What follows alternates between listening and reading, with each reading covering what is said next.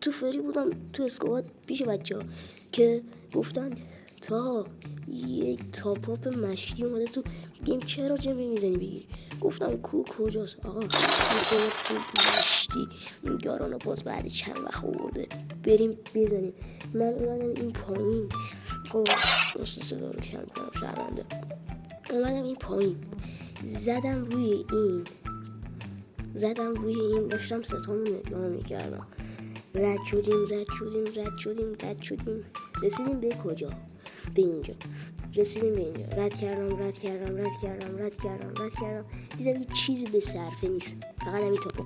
دیدم یه دفعه یه جیم اومد رو اکانتم، گفتم جان آقا اومدم تاپو همه رو از پایین زدم بگرفتم، یکی رو گرفتم، یکی رو.